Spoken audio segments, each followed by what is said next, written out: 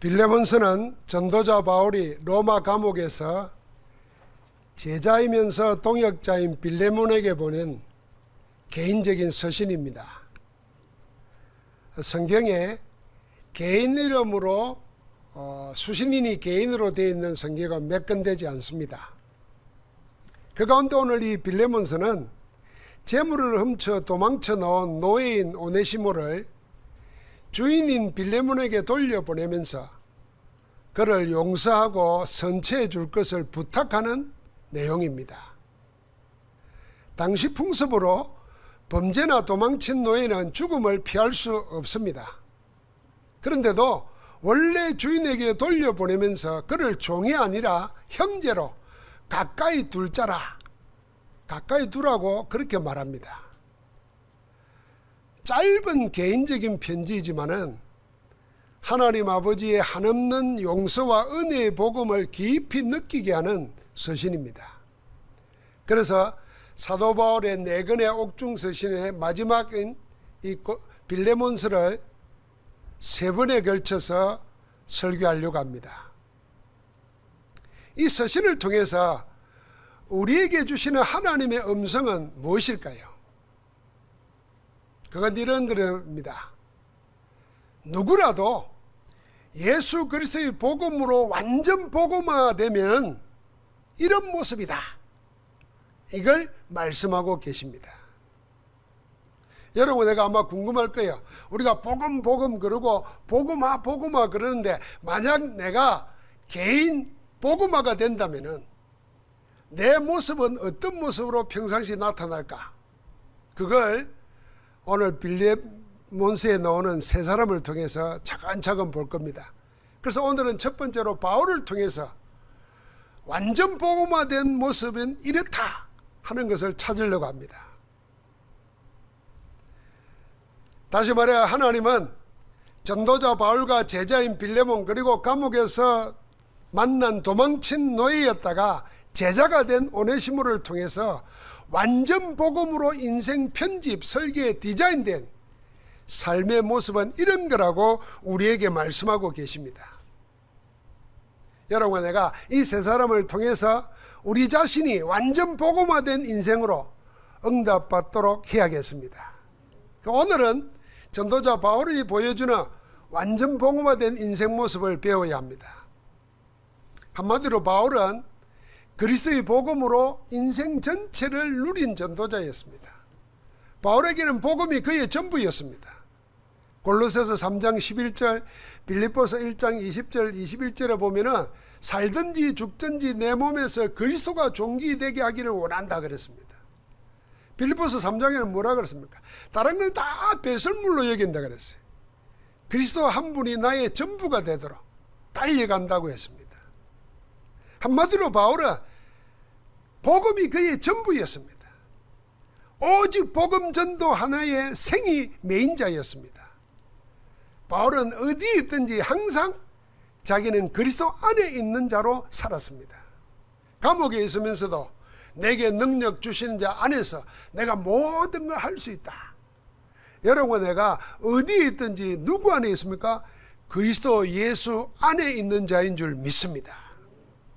자, 그렇게 그리스도로 완전 복음화되면 과연 어떤 모습이겠습니까? 바울이 오늘 편지 속에 보여주는 그 첫 번째는 이런 겁니다. 과거는 알지만 과거를 묻지 않는다. 한번 같이 합시다. 과거를 알지만 과거를 문제 삼지 않는다. 여러분, 내가 복음으로 완전 복음화되어 버리면은 내 과거도 문제 삼지 않습니다. 남의 과거는 더더욱 문제 삼을 필요가 없습니다. 오늘 그걸 보여줍니다. 바울은 감옥에서 만난 오네시모의 과거를 알게 되었습니다. 노예이면서 주인의 돈을 훔쳐 도망친 자라는 걸 알았습니다. 그 당시 노예 신분으로 주인의 재산을 도둑질하여 도망친 자의 앞날은 죽음만 기다리고 있습니다. 한마디로 오네시모는 이제 끝난 인생이었습니다. 그런 그가 감옥에 들어와서 전도자 바울을 만나게 되었습니다. 오네시모는 바울을 만나 복음을 듣고 그리스도를 영접하여 하나님의 제자가 되고 바울의 제자가 되었습니다. 바울이 오늘 뭐라 그러냐면 내 신복이라, 내 심장이라 이렇게 말할 정도로 제자가 되었습니다. 오네시모는 예수 그리스도를 인해 그의 과거는 죽고 이제 그리스도 안에서 새로운 피조물이 된 것입니다. 그래서 오늘 1절, 10절과 12절에 보니까 바울은 이런 편지를 썼습니다. 갇힌 중에서 낳은 아들 오네시모를 위하여 내게 간구하노라. 그가 전에는 내게 무익하였으나 이제는 나와 내게 유익함으로 내가 그를 돌려보내노니 그는 내 신복이라 그랬습니다. 여러분 혹시 여러분 속에 신복이 있습니까? 내가 죽으라면 죽을 수 있는 사람이 있어요? 바울은 오네시모를 보고 내 신복이라 그랬습니다. 지금 전도자 바울은 누구보다도 노예인 오네시모를 잘 아는 빌레몬에게, 옛 주인에게 그를 돌려보내면서 소개하기를 이렇게 한 겁니다. 전혀 과거를 문제 삼지 않고 오히려 그가 지금 어떻게 변화되었는지를 빌레몬에게 알려줍니다. 갇힌 중에 낳은 내 아들이라. 복음으로 예수 그리스도를 알고 영접하여 거듭났으니까 복음으로 낳은 아들입니다. 심지어는 내 심장이라고까지 했습니다. 내 신복이라 했어요. 전에는 네게 무익한 자였으나 지금은 내게도 네게도 다 유익한 자라 그랬습니다. 지금 바울이 말하고 있는 오네시모는 옛 주인 빌레몬이 알고 있는 오네시모가 아니었습니다. 전혀 모르는 새 사람 오네시모였습니다. 그 정도가 아니죠. 도둑이면서 노예로 도망친 자를 이제는 종으로 대하지 말고 뭐라고 합니까? 종 이상으로, 어떻게 해요? 사랑받는 형제로 가까이 둘 자라 그렇게 소개합니다. 17절에는 아예 그런 그를 영접하기를 동역자인 나 바울을 대하듯이 하라고까지 소개합니다. 오늘 이 말씀에서 바울은 사람의 과거를 잘 알지만은 그 과거를 전혀 문제 삼지 않습니다. 과거를 이용하여 사람을 굴레 씌우거나 얽어매지도 않습니다. 도리어 누구보다도 그 과거의 신분과 범죄 사실을 더 잘 아는 주인에게 과거를 문제 삼지 말도록 말합니다. 사랑하는 성도 여러분, 그리스도의 복음으로 완전 복음화되면은 자신만이 아니라 다른 사람의 과거도 묻지 않습니다. 서로 과거를 알게 되더라도 그 과거를 문제 삼지 않습니다. 그리스도의 복음 앞에서 과거는 문제가 되지 않습니다. 왜 그렇습니까? 그리스도 예수 안에서 이전의 모든 과거는 다 끝났기 때문입니다. 사람에게는 태어나서 지금까지 과거만 있는 게 아닙니다. 내가 태어나서 살아서 지금까지 과거만 있는 게 아니에요. 모든 인생은 자기와 상관없이 태어나기 전부터의 과거를 가지고 있습니다. 전생을 말하나? 그는 전생을 말하는 게 아닙니다. 창세기 3장 사건 이후로 인하여 유전되어 오는 원죄의 과거가 누구에게나 있습니다. 한 사람도 이해가 없습니다. 그 원죄로 인해 사망과 영원한 심판이 정해져 있는 게 우리 인간입니다. 아무도 여기서 빠져나오지 못합니다. 그래서 죄와 사망의 법에 갇혔다고 그랬습니다. 하나님은 그런 인간의 원죄와 죄의 문제를 해결하고 끝내버리기 위해서 예수님을 그리스도로 보내주셨습니다. 그리스도로 오신 예수님은 십자가에서 피 흘려 죽으심으로 우리의 과거, 태어나기 전부터의 과거, 다시 말하면 창세기 3장 이후의 모든 과거를 단번에 영원히 다 끝내버렸습니다. 그래서 우리가 잘 알지 않습니까? 십자가에서 주님이 하신 마지막 말씀이 다 이루었답니다. 그리스도께서 대신하여 죽으심으로 여러분과 나의 모든 과거 다 끝내버렸습니다. 그래서 그 이후 누구든지 예수님을 그리스도로 믿고 영접하는 자는 하나님의 자녀가 되는 권세를 얻게 되었습니다. 그래서 우리를 보고 고린도서 5장 17절에 보니까 누구든지 그리스도 예수 안에 있으면 새로운 피조물이라. 이전 것은 지나갔으니 보라 새 것이 되었다. 사랑하는 성도 여러분, 예수 그리스도 안에 있는 우리를 하나님은 어떻게 보시느냐? 우리 생을 볼 때 우리의 과거를 보지 않습니다. 하나님은 우리의 현재와 미래와 영혼을 두고 오늘을 보는 겁니다. 그래서 그 전부의 시간을 그리스도 안에서 나를 보십니다.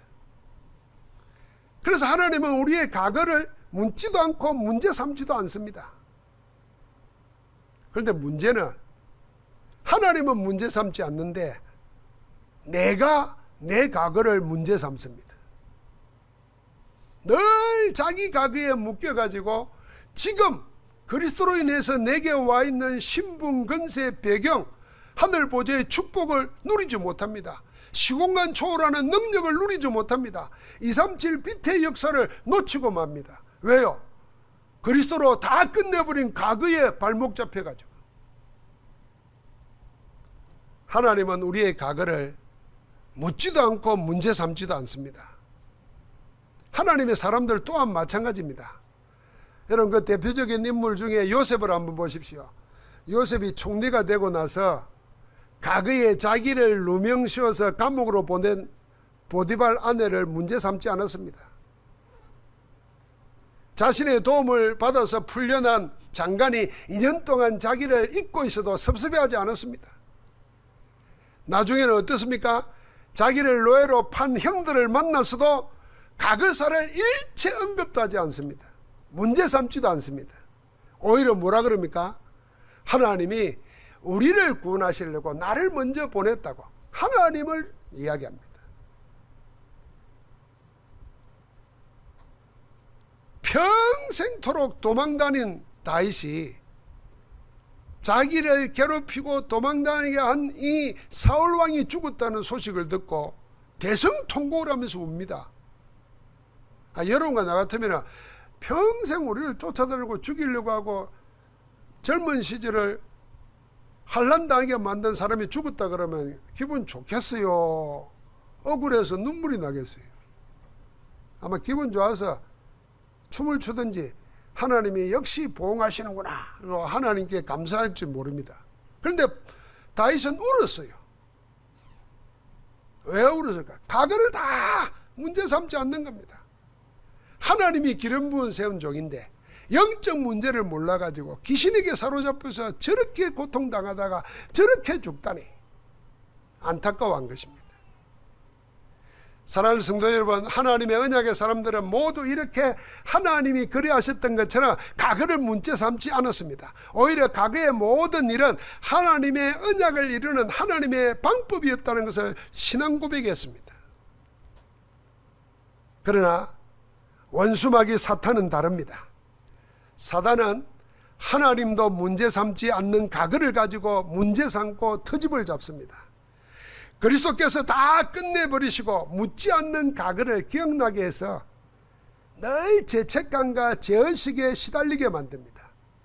그래서 마치 신앙이 잘못되면요, 그런 죄책감, 죄의식 가지고 사는 것이 선한 양심이고 바른 신앙인 것처럼 착각하게 속입니다. 양심이 있어야지 이런 소리 많이 합니다. 그 양심이 있어야지 하는 사람들의 얘기는 전부 다 과거에 묶여 있습니다.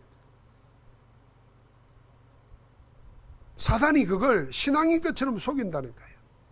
그래서 복음을 놓쳐버린 교인이나 복음화가 되지 않은 신자는 이런 것에 올무시해가지고 구원의 축복을 못 누립니다. 하나님 나라 갈 때까지 평생 복음 안에 주는 자유와 복음 안에서 주는 능력을 맛보지도 못하고 마치 애굽에 나와서 광야의 노예처럼 살다가 갑니다. 사람의 과거를 가지고 문제 삼고 트집 잡는 것은 사단의 짓입니다. 세상은 전부 과거를 벗어나지 못합니다. 늘 과거에 발목 잡혀서 한 치 앞도 나가지 못합니다. 예수님이 그리스도로 오셔서 이런 사단의 술수를 다 드러내셨습니다. 폭로시켰어요. 이 사단의 권세를 꺾어버렸습니다. 그래서 우리는 승리하신 그리스도 안에 있는 그리스도의 사람입니다. 그렇다고 하면 여러분과 나도 이 그리스도 안에서 불신앙의 과거 사슬을 다 끊어버리고 이제는 그리스도 안에서 성령의 인도를 따라서 하나님의 원하시는 곳을 향해서 나아가야 될 줄 믿습니다. 혹시 자꾸만 앞으로 나가려고 하는데 가거를 덜먹이면서 사단이 꼬시거든, 예수 그리스도 이름으로 사단의 건설을 꺾어버리시기 바랍니다. 마틴 루터가 그랬다 그러잖아요. 종교개혁 하려고 할 때 기도하면 사단이 꼭 나타나가지고 네가 옛날에 이랬지, 네 이러려고 이랬지. 그래서 마틴 루터가 잉크병을 벽에다 집어 던져버렸어. 그래, 내가 그랬다. 나는 그런 모자라는 인간이야. 그래, 어쩔 건데? 그리스도가 다 끝냈어. 너는 내 앞에 아무 힘쓸 수 없어. 사단의 권세를 꺾어버린 거예요. 제가 그 마틴 루터가 성에서 성경을 번역하면서 그 영적 싸움하면서 잉크병 던진 그게 봤다니까요. 그걸 보면서 그 생각했습니다. 지금도 하나님이 우리와 함께 계시고 지금도 우리를 손에 두고 능력으로 행하고 계시는데 지금 나와 함께 하시는 하나님과 함께는 축복을 못 누리고 과거에 늘 묶여가지고 끌려다닌단 말이에요. 그 사단의 건세를 꺾어버리기를 주의 이름으로 축복합니다. 그리스도의 복음으로 완전 새롭게 인생 편집한 자는 과거에 매이지 아니하고 하나님의 향하실 새날을 바라보고 새일을 바라보고 달려가는 줄 믿습니다. 그리스도로 완전 복음화된 사람의 모습을 보여주는 두 번째는 같이 할까요? 억지로 하지 않고 자원하여 하게 한다. 오늘 8절과 9절에 보니까 이랬습니다. 이러므로 그리스도 안에서 아주 담대하게 내게 마땅한 일로 명령할 수도 있으나 도리어 사랑으로서 강구하노라 그랬습니다. 지금 바울이 빌레몬에게 이 오네시모를 용서하고 받아줘라. 이게 복음으로 거듭났고 이제는 복음을 위해서 생을 건 내 신복이다. 가금 묻지 말고 다 받아줘라. 이 지금 부탁을 하는 겁니다. 그래, 빌레몬에게 아무 거리낌 없이 담대하게 명령할 수도 있는 위치예요. 왜냐하면 바울이 제자니까 명령할 수도 있어요. 그러나 그렇게 하고 싶지 않다고 하면서 뭐라 그럽니까? 사랑으로서 강구하노라 그랬습니다. 그러면서 이런 구차한 말까지 덧붙여서 사정하듯이 강구합니다. 나이가 많은 나 바울은 이 말이거든요. 야, 지금 내가 니한테 부탁하는데 내가 어떤 줄 아냐? 내가 나이가 많지 않냐? 그런데 지금 내가 왕궁에 있는 것도 아니고 내가 지금 예수 그리스도에서 감옥에 갇혀 있다. 갇힌 중에서 낳은 아들 오네시모를 위해서 내가 강구한다. 바울이 이렇게 구차한 얘기를 한 적이 없어요. 감옥 안에 있으면서 빌립보서에서도 뭐라 그랬습니까? 내가 궁핍함으로 말하는 게 아니다. 모든 일에 자족하기를 배웠다.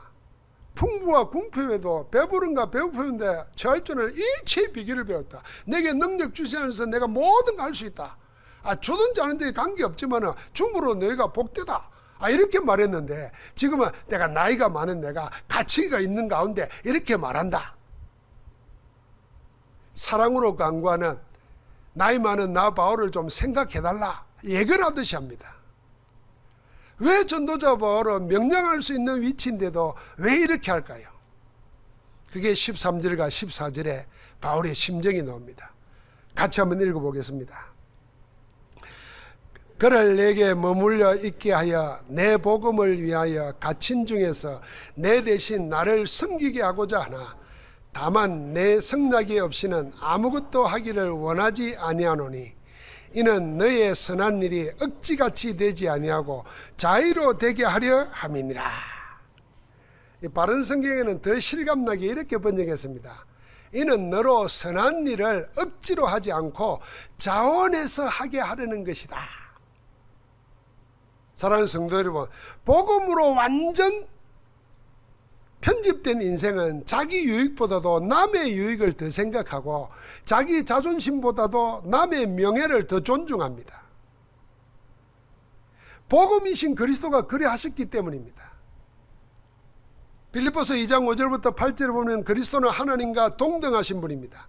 그런데 동등됨을 치하로 여기지 아니하시고 자기를 비워 종의 형체를 가져 사람의 모양으로 나타나셨다 그랬습니다.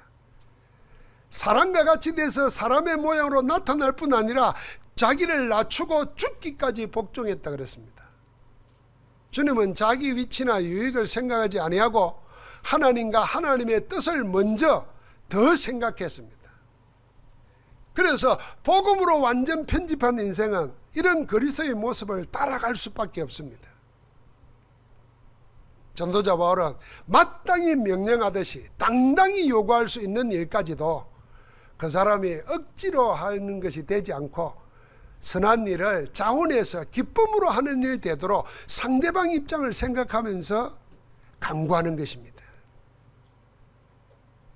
사람은 늘 어거지 씁니다. 사탄도 그럽니다. 위협하고 강요하고 강압적으로 몰아갑니다. 사단의 일에는 자원하여서 하는 기쁨이나 즐거움이 없습니다. 마지못해 억지로 하거나 할 수 없어서 해야 하는 중압감으로 늘 고단하고 피곤하고 괴롭습니다. 그게 사단에게 매인 자의 영적 상태입니다. 우리는 완전 성령의 인도를 받지 못하면은 그리스도의 복음을 위한 일을 억지로 합니다. 억지로라도 해야 한다고 강요합니다. 그래야 복을 받는다고 얘기하기도 합니다. 여기에 스스로 우리는 속지도 말고 속여서도 안 됩니다. 만일 여러분과 내가 복 받는다니까 내가 하기 싫지만은 억지로라도 해서 축복을 받아야 되겠다 그런 생각이 들면은 그런 억지로 하기 전에 기도부터 다르게 해야 됩니다. 다르게 기도해서 하나님이 주시는 은혜부터 얻어야 됩니다. 힘부터 얻어야 됩니다. 기쁨부터 되찾아야 됩니다. 그리고 난 다음에 그 기쁨을 가지고 감사함으로 일해야 됩니다. 우리 손주가 와가지고 이제 20개월 돼서요. 이 대학볕에 내가 유모차 태워가지고 이 시내가로 이렇게 걸으면서 내 생각에 야 더운데 저 징검다리 있는데 저 물에 발 담그면 좋겠다 해서 유모차에 내려가지고 안고 발을 담그는데 뻗은길 안 들어가려는 거예요. 내가 보면 얼마나 시원하겠어. 내가 발리는 게 시원한데 안 들어간다는 거야. 길을 쓰고. 그래서 내가 앉혀놓고 설명을 해서 야 저기 들어가면은 할아버지 들어가 있지 않냐. 발 시원하고 좋다. 설명을 하니까 말은 못하는데 알아는 듣는 거 봐. 끄떡끄떡 하더니 발을 좋더라고. 내가 이 메시지 준비하다가 알았다니까요. 말도 못하는 20개월짜리도 억지로 하면 안 해요. 다 얘기해 줘야 돼요. 손주 키울 때 말 못한다고 막 하면 안 돼요. 내가 이번에 깨달았다니까요. 얘기해 줘야 된다니까. 인격 대 인격으로. 우리는 이거 먹으면 좋겠다 해서 이거 먹으려는데 안 먹어요. 지 먹을 거 따로 있어요. 그래 이거 할래 저거 할래 물어보고 선택은 지가 하도록 해야 돼. 20개월짜리도 이러는데 하나님의 사람이 완전 복음화 되면은요 아무리 좋은 일이라도 억지로 해가지고는 그래서 억지로 해서는 안 됩니다. 우리 옛날에 그렇게 배워서요 억지로 해야 복 받는다. 그 복 받아가 뭐 하랍니까? 복 받기 이전에 복을 누리게 됩니다. 복의 사람이 돼야 돼요. 그래서 바울은 이걸 잘 알았기 때문에 빌레몬에게 당당히 명령할 수 있다고 그랬어요. 그런데도 사랑으로서 강구하노라 그러면서 자기가 나이 많다는 것까지 나이 많다는 거 말 안 해도 알잖아요. 감옥에 갇혀 있다는 거 그거 알잖아요. 그런데도 말하면서 합니다. 이유가 어디 있느냐. 이 선한 일을 내가 억지로 하지 않고 자원해서 자의로 기쁨으로 하는 일 되게 하려고 진정한 복을 누리도록 만들기 위해서 하는 겁니다. 그래서 오늘 하나님의 말씀 우리가 읽은 1장 8절부터 14절을 여러분 집에 가셔서 깊이 묵상하면서 완전 복음화된 바울의 중심 그 중심이 여러분 속에 그대로 각인되기를 주의 이름으로 축복합니다. 하나님이 아마 그런 은혜를 주실 것입니다. 마지막 세 번째입니다. 그리스도의 복음으로 인생 편집, 설계, 디자인한 사람의 모습은 어떤 모습일까요? 완전 복음화된 인생의 삶은 어떤 모습일까요? 같이 합시다. 남에게 떠넘기지 않고 모든 것을 떠맡는다. 예, 오늘 하나님의 말씀이 이렇습니다. 이후로는 종과 같이 대하지 아니하고 종 이상으로 곧 사랑받는 형제로 둘 자라. 내게 특별히 그러하거든 하물며 육신과 주 안에서 상간된 내게라. 그러므로 내가 나를 동역자로 알진대 그를 영접하기를 내게 하듯 하고, 그가 만일 내게 불의를 하였거나 내게 빚진 것이 있으면 그것을 내 앞으로 계산하라. 나 바울이 친필로 쓰노니 내가 갚겠다. 18절 말씀입니다. 내게 빚진 것이 있거든 그것을 내 앞으로 계산하라는 이 말씀을 원어로 번역하면은, 그가 그대에게 빚진 것이 있다면은 그것을 내게로 돌리라는 겁니다. 빌레몬서의 요절이 18절 말씀입니다. 내게 불의하였거나 내게 빚진 것이 있다면 그걸 내 앞으로 계산해라. 내 안을 돌리라. 내게로 돌리라. 내가 갚겠다. 그게 요절입니다. 여기 돌리라는 말은 어려운 말로 전가하라는 말입니다. 전가하라는 말은 어떤 사람이 받을 비난이나 책임을 대신 지는 걸 말합니다. 내가 대신 지겠다. 빌레몬이 내게 갚아야 할기 때문에 내가 대신 지겠다. 이 말입니다. 이 말은 하나님께서 우리 죄를 그리스도에게 대신 담당하게 하실 때 했던 말입니다. 그래서 이사야 53장 6절에 우리는 다 양 같아서 그릇 행하여 각기 제 길로 갔거늘 여호와께서는 우리 모두의 죄악을 그에게 담당시키셨도다. 옮겨버렸다 그 말이거든요. 그래서 이사야 53장 12절에 보니까 그러나 그가 많은 사람의 죄를 담당하고 그랬습니다. 주님이 담당했어요. 범죄자를 위하여 기도하였느니라 그렇게 하고 있습니다. 하나님께서 죄인을 구원하기 위해 죄를 주님에게 전가할 때 주님은 우리의 모든 죄를 기꺼이 다 담당했습니다. 겟세마네 동산에서 피땀 흘려 기도하셨던 내용도 그 내용입니다. 내 아버지여 만일 할만하시거든 이 잔을 내게서 지나가게 하옵소서. 그러나 내 원대로 마시옵고 아버지의 원대로 하옵소서.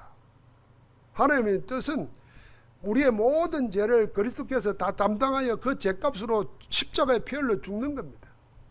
그런데 육신으로는 벗어나고 싶은 괴로움이 있었어요. 그런데도 피땀 흘려 기도했던 내용이 뭡니까? 한 번, 두 번, 세 번 계속 기도했던 내용이 뭡니까? 아버지 뜻대로 없어서 감당하겠다는 겁니다. 그렇게 주님은 하나님의 뜻을 대신 다 담당하기 위해서 밤새 기도했던 겁니다. 주님의 제자들 역시 그랬습니다. 그래서 남에게 돌리지 않고 기꺼이 자기 몫을 자기가 담당했습니다. 사도행전 7장 56절 60절을 보니까 첫 번 순교자 스데반이 나옵니다. 스데반이 돌에 맞아 죽으면서 했던 마지막 기도가 이런 기도였습니다. 주여 이 죄를 저들에게 돌리지 마옵소서. 이건 주님이 십자가에서 했던 기도인데 스데반이 그렇게 또 기도했습니다. 이걸 저들에게 돌리지 마옵소서. 자기가 감당하겠다는 겁니다.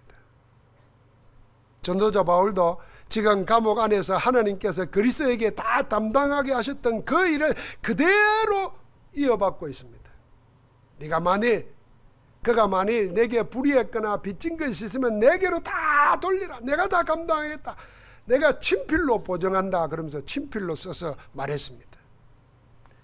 여러분 사랑하는 성도 여러분, 우리가 그리스도의 복음으로 완전 복음화되면은 전도자의 모습이 이러합니다. 남에게 떠넘기지 않고 내가 감당하는 겁니다. 세상은 전부 다 남의 탓하지 않습니까? 제 탓을 하거나 자기 몫으로 감당하는 일은 드뭅니다. 여러분, 세상이 시끄럽고 문제가 끊임없이 일어나는 이유가 어디 있습니까? 전부 다 남의 탓입니다.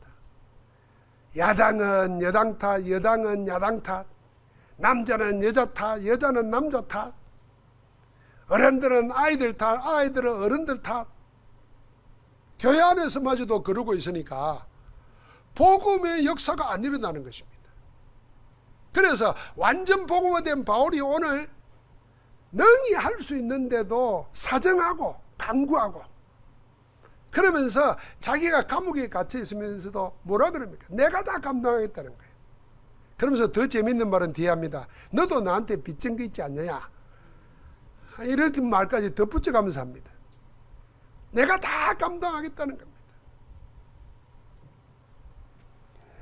여러분, 완전 복음화된 전도 제자들은 남의 일만 아니라 세상의 모든 일에 하나님의 계획이 있음을 압니다. 그래서 세상을 품고 기도하는 것입니다. 세상은 알아주지도 않고 도리어 박해하고 핍박하지만은 그 세상에 하나님의 뜻과 하나님의 나라가 이루어지도록 기도하고 복음 전하는 것입니다. 주님이 그래 하셨거든요. 사랑하는 성도 여러분, 오직 복음으로 인생 편집한, 그래서 내 삶을 설계하고 디자인하는 그런 축복이 있기를 주의 이름으로 축원합니다. 이 그리스도의 복음을 기준으로 해서 문화를 나누면 한 세 가지로 나눌 수 있습니다. 첫 번째는 반복음입니다. 반복음이라는 말은 세상의 문화를 말하는 겁니다. 이 세상적인 가치관은 육신적이고 영적으로는 마귀적입니다. 그래서 하나님과 하나님의 전부인 그리스도 복음을 부인하고 반대합니다.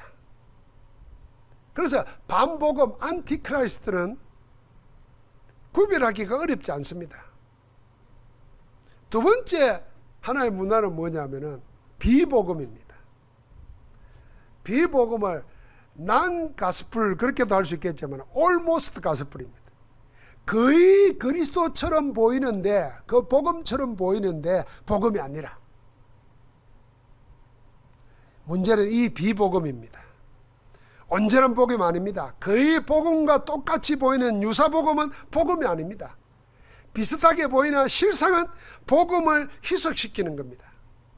복음을 교란시키는 비복음은 반복음보다 오히려 더 해롭습니다.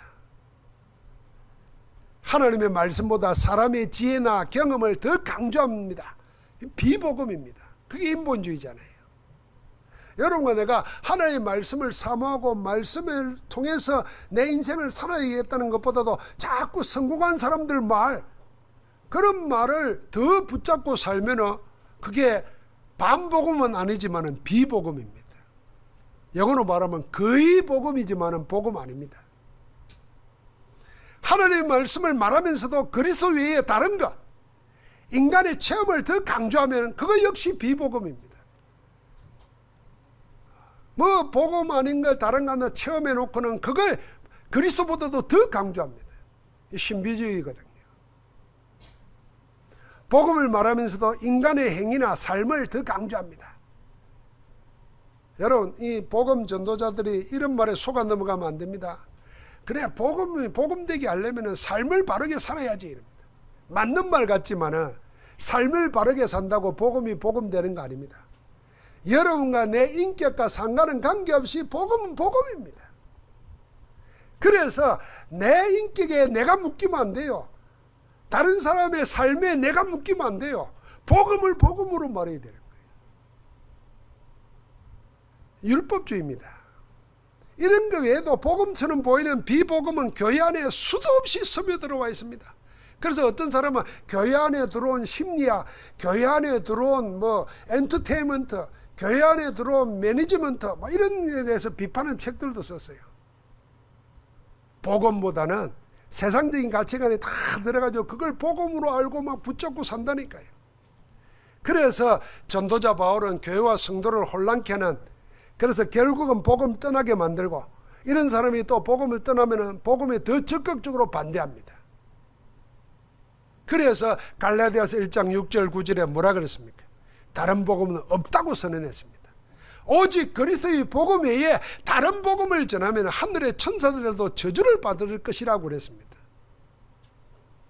사랑하는 성도 여러분, 여러분과 나는 반복음의 세상도 아니고 비복음의 혼미함도 아닙니다.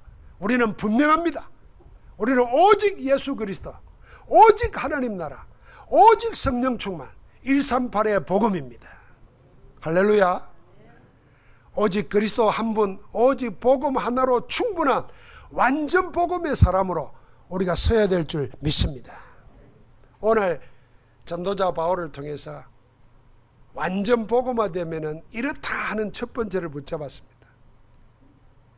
자기 것이든 남의 것이든 과거는 알지만은 과거를 문제 삼지 않습니다. 아무리 좋은 일이라도 억지로 하는 것이 아니라 자유로 할 수 있도록 도와야 됩니다. 기쁨으로 할 수 있도록. 아무리 힘든 일이라도 남에게 떠넘기지 말고 오히려 떠맡아야 됩니다. 여기서 우리가 전도도 선교도 봉사도 놓고 헌신도 놓는 것입니다.